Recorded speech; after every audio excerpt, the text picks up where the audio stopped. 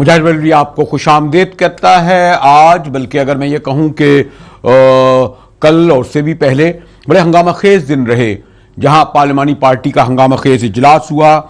National security council की इजलास हुआ और आज पार्लियामेंट का मुश्तरक इजलास हुआ। Khurshid Shah leader of the opposition का दावा है कि ये मुश्तरक इजलास दरअसल जॉइंट अपोजिशन की कोशिशों से था। बज़ाहिर ये नेशनल इंटरेस्ट में, कौमी यकजहती के लिए, सियासी और अस्करी कुव्वतों के इत्तेहाद के लिए पार्लियामेंट का इजलास हुआ था और उनका इन सब का दावा यह था कि इसके जरिए हिंदुस्तान को ये पैगाम दे रहे हैं कि सियासी कुव्वतें एक हैं। लेकिन ये सियासी कुव्वतें पार्लियामेंट के अंदर जिस तरह दस्तो गरेबा हुई और फिर पार्लियामेंट के बाहर जिस तरीके से इन्होंने वही तकरीरें की और जो जबान इस्तेमाल की जो सियासी जलसों में इलेक्शन के मौके पर या अपोजिशन के रंगों पे कर रही हैं, जरा मैं आपको एक झलक दिखाता चलूं इन रहनुमाओं की। तो जैसे मैंने कहा कि ये बड़ा अजीब सा मज़ाक़ खेज सूरत हाल थी कि पार्लियामेंट का मुश्तरका इजलास जो कश्मीर इशू पर, मकबूजा कश्मीर के मसले पे, नेशनल इंटरेस्ट के लिए, कंट्रोल लाइन पर भारतीय जो जारहियत कर रहा है उसके हवाले, उसने आज सारी कौम ने देखा कि इजलास और इजलास के बाहर किस तरीके से मैंने कहा तमाम कौमी इंटरेस्ट को बालाए ताक रखकर सियासी पार्टियों ने अपना स्कोर किए। मैं बहरहाल यहाँ इस मरहले पर यह ज़रूर कहूँगा कि प्राइम मिनिस्टर नवाज शरीफ और उनकी टीम ने कोशिश की कि आज की पार्लियामेंट के मुश्तरका इजलास के जरिए अच्छा पैगाम जाए और ख़ुद वज़ीर आज़म ने भी बड़े तहम्मुल और बुर्दबारी से अपना मौक़िफ़ मुश्तरका पार्लियामेंट में पेश किया। वज़ीर आज़म ने क्या कहा, ज़रा ये सुनिए।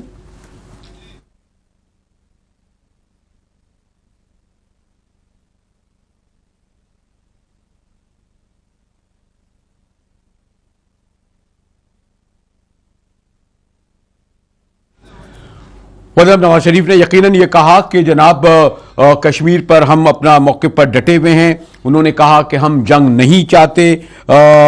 लेकिन जो भारत जारियत कर रहा है और कश्मीर में जो तारीख़ का सबसे तवील कर्फ्यू अब तक है, उस मसले पर हम कश्मीरी आवाम को इस तरह नहीं छोड़ सकते। वज़ीर आज़म के खिताब में के जरिए तवातुर से वो ये कहते रहे कि वो इस इशू पर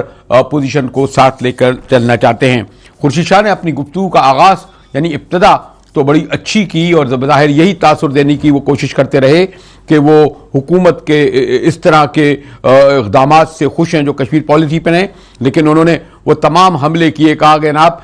दो मुर्गों कहते रहे, पता नहीं दो लोगों के दरमियान, यानी उनका कहना था सरताज अजीज़ और आपको फातमी साहब, इनके दरमियान वज़ारत ख़ारजा फंसी हुई है। दो मुर्गों के दरमियान, पता नहीं दो मुर्गों के दरमियान मुर्गी हराम है, वज़ीर ख़ारजा नहीं। और फिर उन्होंने क्योंकि जोश खिताबत इसलिए भी ज़्यादा दिखाया कि उनके कायद बिलावल भुट्टो ज़रदारी गालिबन इस तरह के मुश्तरका पार्लियामेंट के इजलास में पहली बार मौजूद थे। बिलावल साहब ने जो कुछ कहा वो भी मैं बताऊँगा, लेकिन खुर्शीद शाह ने पार्लियामेंट के अंदर क्या कहा ज़रा देखिए। पेश आ रहे हैं जो हिंदुस्तान की एग्रेशन है पाकिस्तान के खिलाफ, जो नहते कश्मीरियों के खिलाफ वो दहशतगर्दी कर रहा है, तो मैं समझता हूँ ये हालात आज मौजूद नहीं होते। ये सिर्फ इस दिहाई का मसला नहीं है, मैं समझता हूँ 9 दिहाइयों से ये एक मसला चल रहा है। पाकिस्तान 7 दिहाइयों से कश्मीरियों की हिमायत के लिए आगे है और उनकी हकूक की जंग लड़ रहा है, मगर उसमें कुछ वक्त ऐसे आए, कभी हम क्रिकेट डिप्लोमेसी के नज़र हो गए, कभी हम दोस्ती के या किसी और डिप्लोमेसी के नज़र हो गए, कभी फोटो सेशन, आगरा में फोटो सेशन के ऊपर हम कुर्बान हो गए या उनके नज़र हो गए, या कभी किसी और वजूहात पे। खुर्शीद शाह साहब ने ये तो बड़ा नरम लहजा था, लेकिन उसके बाद क्या कहा मैं इतना तफसील में नहीं जा सकता। लेकिन पार्लियामेंट के अंदर फौलाना फजल रहमान साहब ने भी तकरीर करी, लेकिन पार्लियामेंट के बाहर क्या हुआ, ख़ास तौर पर बिलावल भुट्टो ज़रदारी, जैसे मैंने कहा कि उनकी ये पहली पब्लिक अपीयरेंस थी, एक तो पार्लिमानी पार्टी के इजलास में और दूसरे मुश्तरका पार्लियामेंट के इजलास में। यकीनन जब मोहतरमा बेनज़ीर भुट्टो प्राइम मिनिस्टर होंगी उस वक्त कमसिन बिलावल भुट्टो यहाँ आते रहे होंगे, लेकिन पार्टी सरबराह की हैसियत से बिलावल भुट्टो ज़रदारी पार्लियामान की गैलरी में बैठे थे क्योंकि वो रुकन नहीं है, लेकिन पार्लियामेंट के बाहर वो बड़ा सख्त गिरजे चमके और उन्होंने मेरे ख्याल में एक ही आध लाइन में शायद प्राइम मिनिस्टर का अच्छी तरह जिक्र किया हो। यहां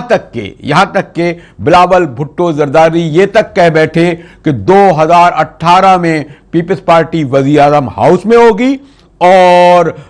वजीर आजम जेल में होंगे पनाह लीग में। वैसे तो और बहुत कुछ कहा, लेकिन देखिए बिलावल भुट्टो जरदारी ने और क्या क्या कहा, जरा एक झलक देखिए उनकी। साहब जो लीडर ऑफ द ऑपोजिशन है उसने मुतालबा किया कि हुकूमत ऑल पार्टी कॉन्फ्रेंस बुलाए। मियां नवाज शरीफ साहब ने ऑल पार्टी कॉन्फ्रेंस बुलाकर अपना दफ्तर पे सब पाकिस्तान के जमात को इकट्ठा करवा के ये बड़ा स्ट्रांग मैसेज किया है दुनिया में कि हम सब इकट्ठे हैं, कि जो हमने फैसला किया था, the agreement that we had made that it forge national unity around. Bhutto साहब ने एक तरफ मैंने जैसे कहा ना कि ये कहा कि बड़ा अच्छा इकदाम किया और उसके बाद यहां तक कि मियां साहब को वो जेल में देखना चाहते हैं 2018 में, और ये भी कह बैठे हमारे बिलावल भुट्टो जरदारी कि वज़ीर आज़म को पंजाब का वज़ीर आज़म नहीं होना चाहिए बल्कि सारे मुल्क का। और उससे बढ़कर इमरान खान ने मुश्तरका पार्लियामेंट के इजलास का न सिर्फ बायकाट किया बल्कि ये भी कहा कि हम नवाज शरीफ को प्राइम मिनिस्टर ही नहीं मानते। तो यानी इमरान खान साहब ये एक और मैसेज यानी सारी दुनिया को गया इस यकजहती के मुश्तरका पार्लियामेंट के इजलास के लिए कि सियासी पार्टियां इन तमाम इशूज पर किस तरह इकट्ठी हैं। तो देखिए इमरान खान ने क्या कहा। नवाज शरीफ पाकिस्तान का जायज प्राइम मिनिस्टर नहीं है, हम उसको मानते नहीं है। एक मुजरिम को मैं प्राइम मिनिस्टर नहीं मानता। अगर वो बाहर में सारे जाके बैठ के सुन सकते हैं एक प्राइम मिनिस्टर को, उसकी तकरीर को, और उसको लेजिटिमाइज कर सकते हैं, मैं नहीं करता उसको। मैं समझता हूँ वक्त आ गया कि पाकिस्तानी कौम जवाब मांगे नवाज शरीफ से, बजाय ये कि वो सारे हमारे इदारे तबाह करे और पार्लियामेंट को बिल्कुल पार्लियामेंट को कमजोर कर दे, जमहूरियत को कमजोर कर दे, पार्लियामेंट को बल्कि उसकी लेजिटिमेसी खत्म कर दे कि वहां हाउस पे खड़ा होकर ना जवाब दे, ना पब्लिक अकाउंट्स कमेटी जवाब मांग सकती है उन अदारों से, ना स्पीकर एक गैर जानिबदार रहे, ना TOR पार्लियामेंट में उसके ऊपर 6 महीने से बात हो, और उसके बाद भी अगर वो उसको एक प्राइम मिनिस्टर मानते हैं, मैं नहीं मानता। इसलिए सुने, जब तक तहरीक इंसाफ के सरबराह इमरान खान का भी खुताब सुना, और जैसे मैंने इब्तिदा में कहा कि मुश्तरका पार्लियामेंट का इजलास और पार्लियामानी पार्टी के सरबराहान के इजलास जो इसलिए बुलाए गए थे कि जो भारतीय जारियत अपने इंतहा और शिद्दत पर पहुंची है, और कश्मीरियों की जो जहां सैकड़ों नहीं हजारों की तादाद में लोग कुर्बानी दे रहे हैं, और वो पाकिस्तानी कौम की देख रहे हैं, और पाकिस्तानी कौम भी तवक्को कर रही थी कि हुक्मरान जमात और सियासत और अपोजिशन जमातें तमाम मिलकर मुश्तरका पार्लियामेंट के जरिए भारत को मैसेज देंगी। जो मैसेज दिया आपने सुना किस तरह का था। बिलावल भुट्टो ने क्या कहा, इमरान खान ने क्या कहा, खुर्शीद शाह ने क्या कहा, और बिल्कुल मुझे तो बहुत ही मजलूम नजर आई हुक्मरान जमात और उसकी टीम। इस पर तफसीली गुफ्तगू करेंगे। हमारे साथ इस्लामाबाद स्टूडियो में ऑन शाही मौजूद है हमारे ब्यूरो चीफ। पार्लियामेंट के सामने भी चलेंगे जहां मगरिब का वक्फा है, और कोशिश करते हैं कि दीगर मुताल्लिका सियासी जमातों से भी कमेंट लें। हमारे साथ रहिएगा, मिलते हैं एक ब्रेक के बाद।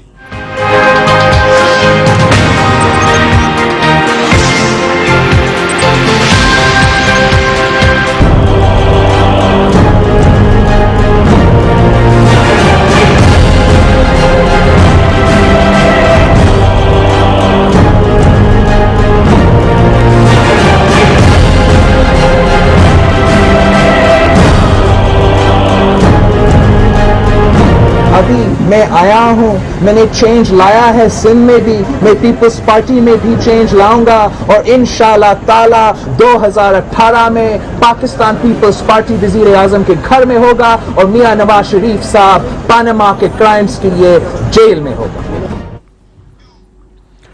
अब बताएं मैं क्या कहूं कि मैंने जैसे आपसे कहा भी था कि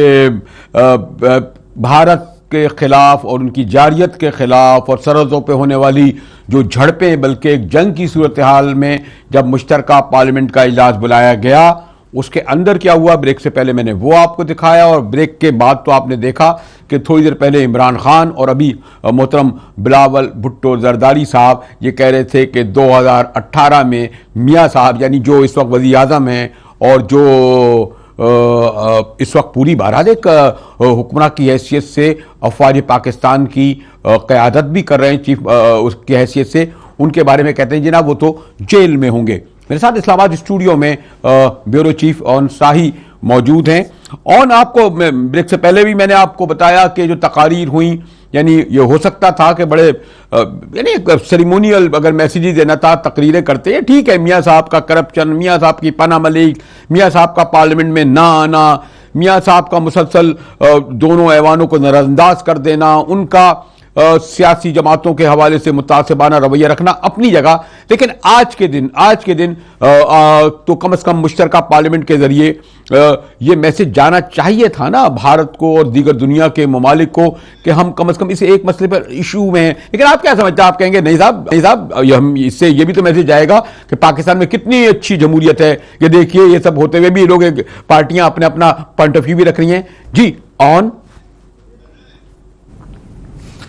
जी बिल्कुल मुजाहिद साहब, बड़ा वैलिड पॉइंट है जो आपने उठाया, और उसमें जो सबसे पहले जब इमरान खान साहब ने जो है इसका बाइकआउट, कोई समझ नहीं आई, उन्होंने कहा कि हम जो वज़ीर आज़म है उसकी लेजिटिमेसी को नहीं वो बढ़ाना चाह रहे। तो आप मुझे अब इमरान खान साहब से ये पूछना है कि 3 दिन पहले जो इजलास वज़ीर आज़म ऑफिस में होता है, वहां पे जब आपकी पार्टी जाती है तो क्या आप वज़ीर आज़म को लेजिटिमाइज नहीं कर रहे? और वज़ीर आज़म को लेजिटिमाइज मैंने या इमरान खान ने या आपने नहीं करना, वो अवाम ने करना है, वो लोगों ने करना है। तो ये जो है जो 2 दिन के अंदर अंदर ही उनको जो सबसे पहले उनको ख्याल आ गया कि शायद उनके जाने से, पीटीआई के जाने से वज़ीर आज़म लेजिटिमाइज होंगे। प्रॉब्लम यह है मुजाहिद साहब के लेजिटिमेसी यहाँ पे आपने देनी है कश्मीर इशू को। अगर आप पीपल्स पार्टी का देखें, स्टैंस देखें, आज की बिलावल भुट्टो साहब जो बाहर आके बोले, तो उसके जो पीपल्स पार्टी का जो, अब देखें बिलावल भुट्टो साहब का पार्लियामेंट के अंदर बैठना बहुत सिग्निफिकेंट है। मुजाहिद साहब आप जानते हैं कि एक पूरी लेगेसी है भुट्टो फैमिली की, आज ना भी बैठते बिलावल भुट्टो साहब तो कुछ नहीं होता, उनकी पार्टी वहां पे थी, लेकिन वो जो लेगेसी है जिसमें जब भी कश्मीर का मसले की बात आती है जुल्फकार अली भुट्टो साहब का नाम सबसे ऊपर आता है, जिन्होंने इस मसले को दुनिया के सामने उजागर किया। उसके बाद बेनजीर भुट्टो साहब का आता है, आसफ जरदारी साहब का आता है। तो उस खानदान का एक चश्मो चिराग जो कि सियासत में है, अभी बाकी सारी उनकी चीजों को एक तरफ छोड़ दें, उनका वहां पे होना ही इस सारे प्रोसेस को लेजिटिमाइज करता है कि एक पूरी लेगेसी वहां पे बैठी हुई है, भुट्टो फैमिली की लेगेसी बैठी हुई है, पाकिस्तान पीपल्स पार्टी की लेगेसी बैठी हुई है। और वो फिर पार्लियामानी पार्टी के इजलास की सदारत भी उन्होंने आज खुद की, सिर्फ इसलिए कि वो दुनिया को यह बताना चाह रहे थे। और उसमें उन्होंने बहुत तनकीद की वज़ीर आज़म साहब पे। उन्होंने ये भी कहा कि जब नवाज शरीफ अपने दौरे हुकूमत में मेरे वालिद पर तशद्दुद कर रहे थे तो ये वही दौर था जब वो ऑफशोर कंपनीज बना रहे थे, लेकिन साथ साथ ये भी कहा कि कश्मीर के इशू पे हम पॉलिटिक्स ना करने देंगे ना करेंगे। तो एक तरह से उन्होंने वज़ीर आज़म नवाज शरीफ पे भी तनकीद की और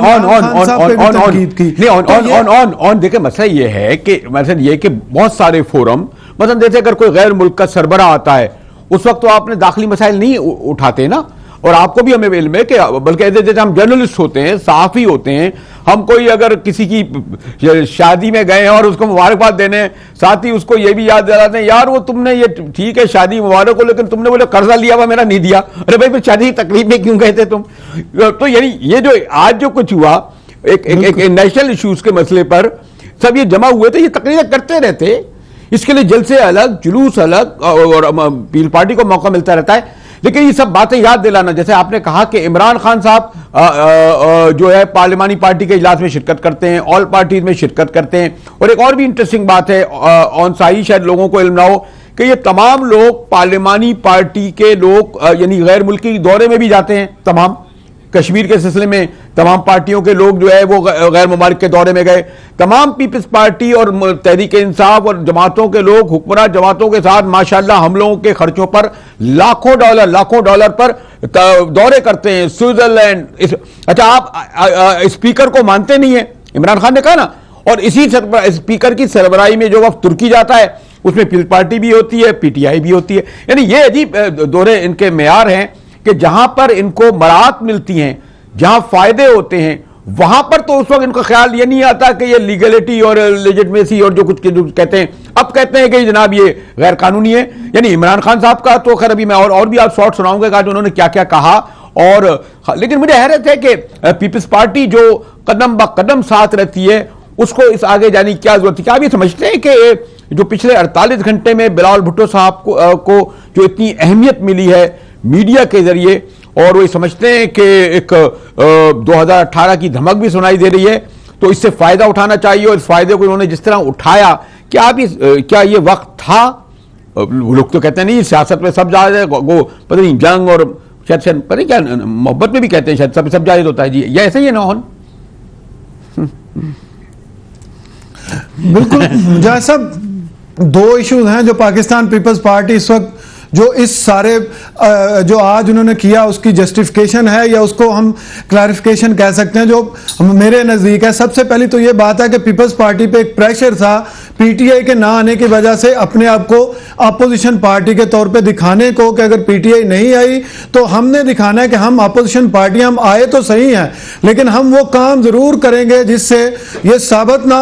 हो कि हम अपोजिशन है। तो just for the sake of आप आए भी हैं, और आज जिस तरह आप कह रहे हैं पार्लियामानी रवायात होती हैं, आज का जो जॉइंट सेशन था वो सारे का सारा था ही, इसमें कोई मियां नवाज शरीफ, जिस तरह बिलावल भुट्टो जरदारी साहब ने खुद कहा कि पार्लियामेंट किसी की जागीर नहीं है, ये पाकिस्तान के अवाम की अमानत है। तो आज अगर उस पार्लियामेंट में जो वहां पे जो मेजॉरिटी पार्टी है उसने अगर एक इजलास बुलाया था कश्मीर पे, तो आज वजीर आजम ने खुद कहा कि आज यहां पे ना कोई ऐवाने, ना कोई इक्तदार की पार्टी है, ना कोई अपोजिशन की पार्टी है। उन्होंने कोशिश की एक टोन सेट करने की, लेकिन अपोजिशन, क्योंकि आपने खुद कहा बिलावल भुट्टो जरदारी साहब बैठे हुए थे गैलरी में और खुर्शीद शाह साहब पे यह भी प्रेशर था कि उनको भी बताना है, मेरा लीडर भी बैठा हुआ है और उनको भी शो करना है कि मैं जो है किस तरह की अपोजिशन कर रहा हूं। इससे पहले खुर्शीद शाह साहब के अगर आप जो है नेशनल असेंबली के आप सुने उनकी तकारीर तो इतनी सख्त कम ही होती थी, और वो आप पूरी तैयारी से भी नहीं आए। आप जो है कुलभूषण यादव को कुलभूषण वानी कह रहे हैं, और आप बेसिकली आप सिर्फ आज ये शो करना चाह रहे हैं कि मैं बहुत इसमें जो है वो आई एम इनटू इट और मैं अपोजिशन करूंगा, मैं आज अपने लीडर को बताऊंगा, मैं पीटीआई को बताऊंगा कि हम अपोजिशन कर रहे हैं। बिलावल भुट्टो साहब का जो आज से 2 दिन पहले जो उनका मीडिया से इंटरेक्शन था वो बड़ा इंप्रेसिव था। उसमें उन्होंने जिस तरह वो पंजाबी में कहते हैं कि उर्दू में कहते हैं मेला लूट लिया, वो सारे का सारा जो वजीर आजम ऑफिस में जितनी पार्लियामानी पार्टी के सरबराहों का इजलास हुआ उसमें जब वो बाहर आए तो एक बहुत मेच्योर लीडर के तौर पे एक बिल्कुल डिफरेंट बिलावल भुट्टो जो है वो सामने आए। आज अगर वो स्किप कर देते, ये पीपल्स पार्टी का अपना फैसला है, आज की प्रेस कॉन्फ्रेंस स्किप हो सकती थी, लेकिन ये उन्होंने फैसला किया कि बिलावल भुट्टो जरदारी को उन्होंने दोबारा मीडिया के सामने लेके आने। आज कुछ थोड़ी सी वहां पे कुछ मामलात भी इस तरह के हुए और बिलावल भुट्टो जरदारी साहब कुछ सवालों के जवाब दिए बगैर चले गए। सारी उनकी अपनी जो है वो ऑप्शंस हैं, उन्होंने खुद सारी चूज की हैं, लेकिन जितना कम से कम इंटरेक्शन होगा मीडिया पे, स्पेशली अगर कश्मीर का इशू है तो उसको अगर आप कश्मीर के, आपकी अपनी एक लेगेसी है, आपकी पार्टी की अचीवमेंट्स हैं और इसमें मैं उन पे बात कर सकते हैं। और मुझे वैसे तो ब्रेक की तरफ जाना पड़ रहा है, लेकिन सबसे बड़ा का मसला यह है कि इस वक्त जो कश्मीर में ख्याल में गालिबन ये कहते हैं कि पाकिस्तान कश्मीर की तारीख में इतना बड़ा कर्फ्यू इतनी तादेर नहीं लगा। कुछ गालिबन 60,000 कश्मीरी तो शहीद हो चुके हैं, लेकिन अब तक शायद 150,000 शहीद हो चुके हैं। और मैं आपको ऑन ये भी बताता दूं, खैर मुझे आमतौर पर अच्छा नहीं लगता कि अपने हवाले से बात करना, कि मेरा अपना कोई अब तो 7-8 साल हो गए उस तरफ यानी जम्मू और श्रीनगर जाना भी हुआ था, और आप यकीन करें मुझे हैरत हो रही थी उन श्रीनगर यूनिवर्सिटी में उन नौजवानों को देखकर जो सैकड़ों की तादाद में थे,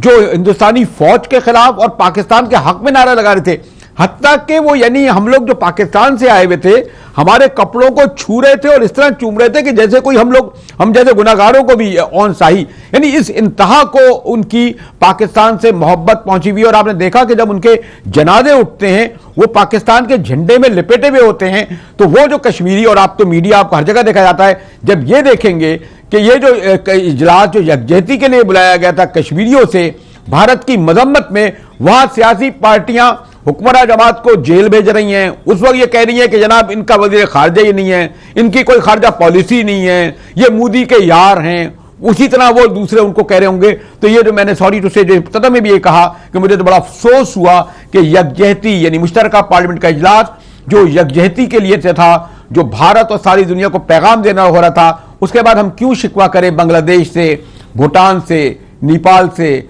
अफगानिस्तान से कि सार्क में होते हुए वो हमारा साथ नहीं देते। मजीद इस पर भी गुफ्तगू करेंगे मगर एक ब्रेक के बाद। मिलते हैं एक ब्रेक के बाद जी।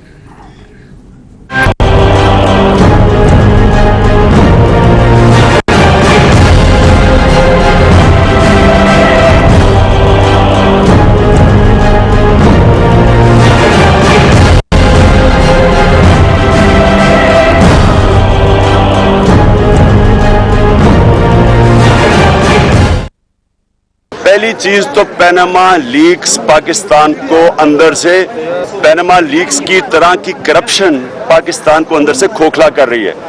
सोवियत यूनियन को किसी फौज ने नहीं तबाह किया, अंदर से खोखला हो गई। दुनिया की सबसे ताकतवर सुपर पावर अमेरिका के साथ 2 सुपर पावर्स अंदर से कोलैप्स कर गया, क्योंकि अंदर से इदारे तबाह हो गए, करप्शन खा गई उसको। आज पाकिस्तान को अंदर से ज्यादा खतरा है। हमारी फौज इतनी तकड़ी है कि हमारी हिफाजत कर सकती है बैरूनी खतरों से, लेकिन जिस तरह अंदर से कर्जों में दलदल में घुसते जा रहे हैं, तबाह हो रही है हमारी मैशत, हम एक्सपोर्ट्स गिर रही हैं मुल्क में, यानी कोई इदारा फंक्शन नहीं कर रहा। उस मुल्क के अंदर एक अपने आप को प्राइम मिनिस्टर जो अपनी करप्शन बचाने के लिए इदारे मजीद तबाह कर रहा है, इसको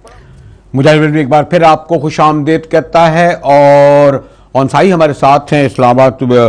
ब्यूरो में, और मुझे असाही मैं इस पर तो बात करूंगा खान साहब की कि हमें अंदर से खतरा ज़्यादा है और बाहर से कोई खतरा नहीं। लेकिन आप थोड़ी देर पहले अभी ब्रेक के दौरान ये कह रहे थे कि वो जो सेशन कश्मीर जैसे इशू पर जहां सैकड़ों की तादाद में लोग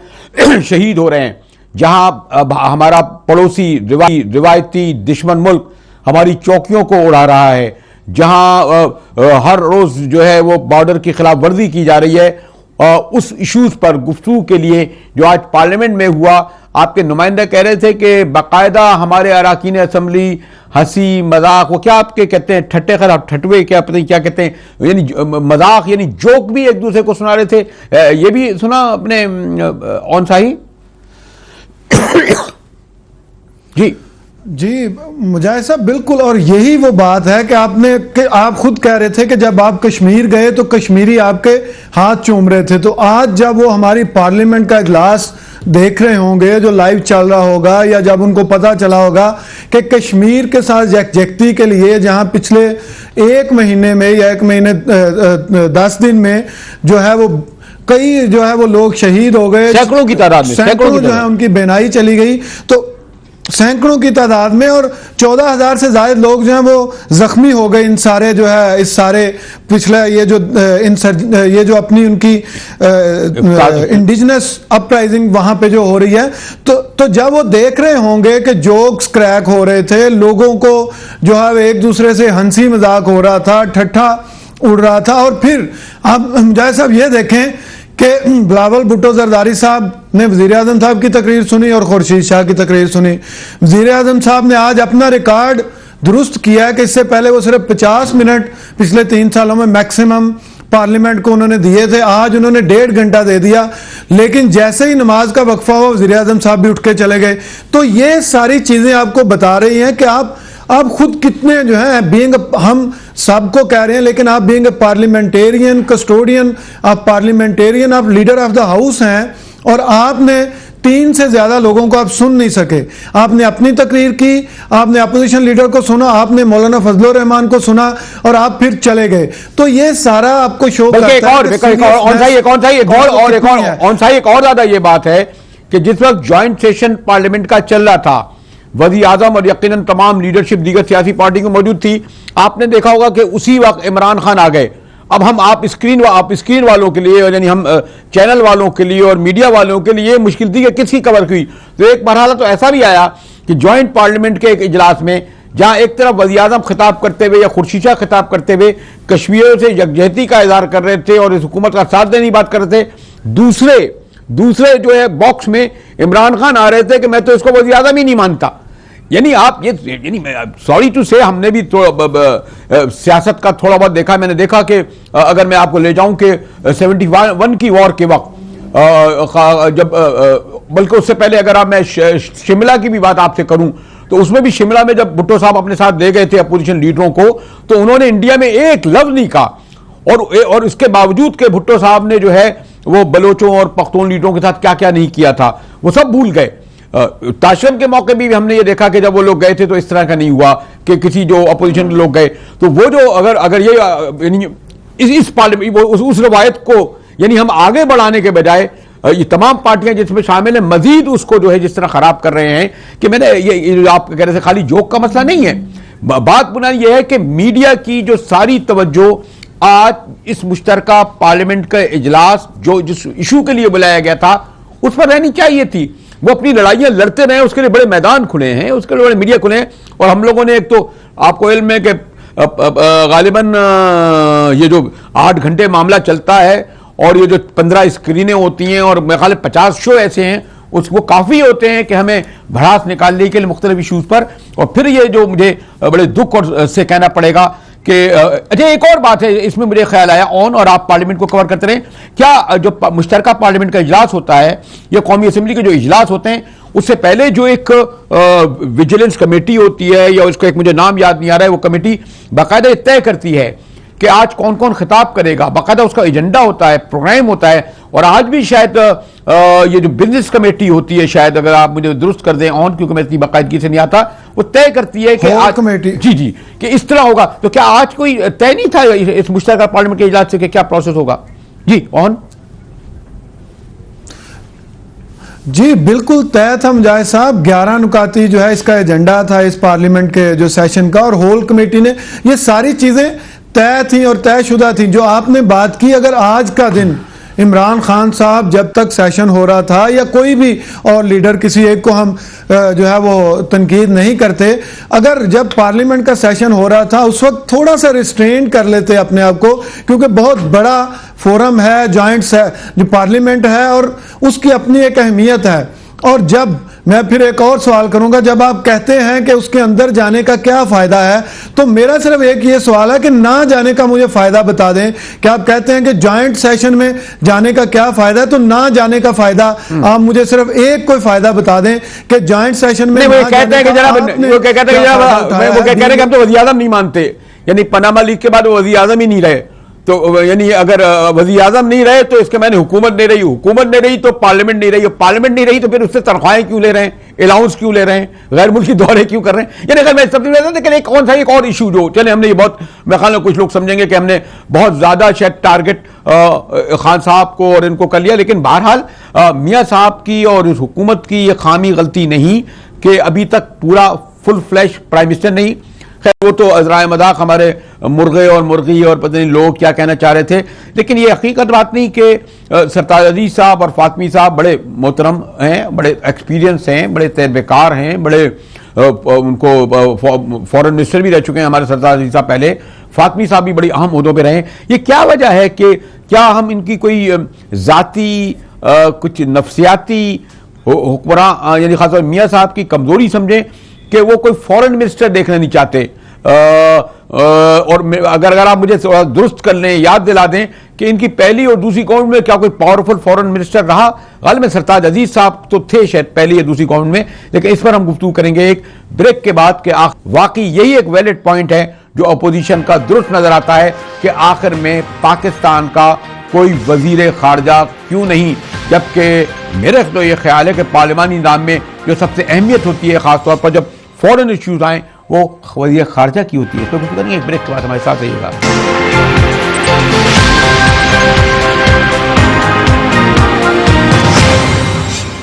मुजाहिद बलवी एक बार फिर आपको खुशामदीद कहता है, और हमने काफ़ी अंदरून यानी जो हमारी पार्लियामेंट का इजलास हुआ, जो गुफ्तगू हुई उस पर बहुत तफसील से गुफ्तगू की, क्योंकि अब हमें ज्वाइन किया है बड़े सीनियर जर्नलिस्ट हैं सैयद वर्धन साहब, हिंदू जैसा एक बहुत बड़ा अखबार है, उससे वाबस्ता रहे, आजकल एक वायर अखबार से वाबस्ता है। तो अब हम लोगों ने जो अंदरूनी मसाइल पे गुफ्तगू की थी, अब इनके सामने कैसे करेंगे? क्यों ऑनसाई हमारे साथ हैं जो कौमी बैन अवी मसाइल पर गहरी रखते हैं इस्लामाबाद ब्यूरोज में। क्या ख्याल है, ऑन सिद्धार्थ जी से ही पूछें कि चले पाकिस्तान छोटा मुल्क है और हमारे यहाँ कहते हैं जी इंतहा पसंदी शिद्दत पसंदी है, लेकिन माशाल्लाह हिंदुस्तान में जमहूरी इदारे भी मजबूत हैं, जमहूरी रवायत भी बहुत मजबूत हैं। जवाहरलाल नेहरू जैसा रहनुमा उन्होंने पैदा किया, उसमें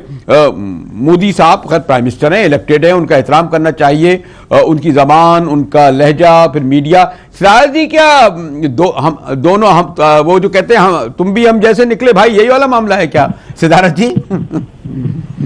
नहीं, मैं सवाल को समझ नहीं पा रहा हूँ। आपका मुराद किस चीज से, किस बात से है? मेरा ये कहना है कि आपके यहाँ बहुत ज्यादा जमहूरी रिवायतें हैं, आपके यहाँ बहुत एक सेकुलर डोमिनेशन रहा है, लीडरशिप भी रही है, लेकिन जो रवैया खैर हम लोग महसूस करते हैं, ये नहीं मैं कोई अपना कोई कहता हूं कि जी हमारे यहाँ सब कुछ भला भला है, हमारे यहाँ भी माशाल्लाह अपना शिद्दत पसंदी इंतहा पसंदी मौजूद है, लेकिन आप इस वक्त जो आपके यहाँ रवैया है, आप ये समझते हैं कि वो आपकी जो सेकुलर डेमोक्रेटिक स्टेट है और वहां के आवाम की अक्सरियत को रिफ्लेक्ट कर रहा है? तो देखिए, भारत पाक रिश्तों का जहां तक सवाल है और जहां तक दहशतगर्दी के खिलाफ जो कार्रवाई सरकार ने कहा है कि उन्होंने लिया है, इसका सेक्युलरिज्म जैसे सवालों से कोई ताल्लुक तो मुझे नहीं नजर आता। बहरहाल बीजेपी पार्टी की अपनी एक अंदरूनी जो सियासत है, उस सियासत से सब लोग वाकिफ हैं और उससे मैं इत्तेफाक नहीं रखता हूँ, ये हर कोई जानता है। लेकिन जहां तक भारत पाक रिश्तों का सवाल हो तो शायद आप इसी के हवाले से सवाल पूछने में आपकी बात को पकड़ नहीं पा रहा हूं। आपकी नहीं, मैंने जैसे इस वक्त ओम पुरी का इशू इतना शिद्दत से उभर के आया कि वो कहते हैं कि जी सब उनके पीछे पड़ गए। क्या कुछ हमने इस तरह देखा, जिस तरह सुना, ऐसे ही है सिद्धार्थ जी? कौन सा बयान है ये ओम पुरी साहब के हवाले से जो इंडियन मीडिया में आ रहा है? ओम पुरी का नहीं, देखिए हमारे मीडिया में जो एक तरह से एक चरम सीमा, एक इंतहा पार कर चुका है कि मीडिया एक तरह से भड़काऊ सवालों को उठाता है, लोगों को प्रोवोक करता है और फिर उन्हीं के पीछे जो है पीछे पड़ जाता है। अब ओम पुरी ने जो बात टीवी में कही कि भाई जो आर्टिस्ट लोग हैं वो वीजा के साथ आते हैं, काम करते हैं, करना भी चाहिए, और इसको लेके जो है किसी ने पुलिस कंप्लेंट कर दिया, उन पे दबाव पड़ रहा है, तो ये मुझे लगता है कि इंटॉलरेंस की हद है कि ओम पुरी जैसे कलाकार के पीछे कोई पुलिस लगा ले। वन साइडेड हो गया ना जरा। ठीक है, हमने वो जो अंदरून आपस में बात कर ली, क्या मीडिया को इस हद तक जाना चाहिए, चाहे वो हिंदुस्तान का हो चाहे पाकिस्तान का हो? ऑन मुजाहिद साहब, ये जो सारा जो सिद्धार्थ कह रहे हैं, इंडिया में भी और पाकिस्तान में भी ये जो मीडिया का जो रोल है इस सारी जंग में, इस तरह लग रहा है कि ये जंग लड़ी ही मीडिया पे जा रही है। ये जंग जो है या सोशल मीडिया पे लड़ी जा रही है, इवन मेन स्ट्रीम मीडिया का भी जो रोल है उसको भी अगर आप देखें तो वन साइडेड जो है वो सारी चीजें जा रही हैं। अब हमारे यहाँ पे भी प्रॉब्लम है, इंडिया पे भी प्रॉब्लम है, और दोनों मुल्कों के अब ये जो जंग का सा जो माहौल है उसमें मीडिया की जो इनकम्पिटेंस है वो बहुत खुल के सामने आ गई है कि हमें नहीं पता कि हमें किस इशू पे किससे बात करनी है। हमारे पास एक्सपर्ट्स हैं जो पानी का, गली के पानी से लेके खारजा अमूर तक एक्सपर्ट्स हैं, वही चेहरे हैं 5-7 जो एक मैसेज किसी और पे दे रहे होते हैं, और एक ही जो पहले मैंने आपसे कहा था कि चेहरे मुख्तलिफ हैं, मैसेज जो वो दे रहे हैं वो एक ही है। तो लग इस तरह रहा है कि जो एक अल्ट्रा नेशनलिज्म है इस रीजन में वो बहुत तेजी से फैल रहा है कि जिसमें आप दूसरे की बात सुनने को ही तैयार नहीं। मुझे कम वक्त है, एक सिराज जी से और पूछ लूं। सिराज जी, आज जब हमारे यहाँ ज्वाइंट पार्लियामेंट का इजलास हुआ तो हमने देखा कि इमरान खान साहब ने बाइकाट किया, तहरीक इंसाफ ने, पीपल्स पार्टी ने सख्त तनकीद की। आपके यहाँ क्या इस वक्त, क्योंकि हम शायद मैं बहुत ज्यादा फॉलो नहीं कर पा रहा इंडिया मीडिया, बीजेपी की जो इस वक्त पॉलिसी है, अगर हम उसको कहें कि वाकई वो जंगी जुनून फैला रही है, कांग्रेस और दीगर पार्टियों का क्या रद्द-ए-अमल है, दीगर जो रीजनल पार्टियां वो कितना रद्द-ए-अमल का इज़हार कर रही हैं, या वो समझती हैं कि नेशनल इंटरेस्ट में बीजेपी का और मोदी जी का साथ देना बहुत सूरत जरूरी है? सिद्धार्थ जी, देखिए, पिछले 4-5 दिनों में जो हम देख रहे हैं सूरत हाल यहाँ पे, वो ये है कि इस पे जो बड़े सियासी पार्टी हैं वो सियासत नहीं खेलना चाहते, क्योंकि हिंदुस्तान ने जो कदम उठाया है इन दहशतगर्द तंजीमों के पीछे जाने का, ये एक बहुत ही एक गहरा कदम, एक सीरियस स्टेप था। और इस पे मुझे लगता है कि कांग्रेस पार्टी जो मेन ऑपोजिशन पार्टी है और जो हमारे यहाँ कम्युनिस्ट पार्टियां हैं जो एक तरह से बड़ी पार्टीज हैं, उन्होंने सरकार के साथ, हालांकि भले ही उनका पॉलिटिकल डिफरेंस हर इशू पे होता है, लेकिन इसको उन्होंने इशू नहीं बनाया। वैसे है एक दो पार्टी, जैसे दिल्ली में आम आदमी पार्टी है जिसने इस पे सवाल उठाया है, लेकिन सवाल भी एक ऐसे एंगल से उठाया है कि भाई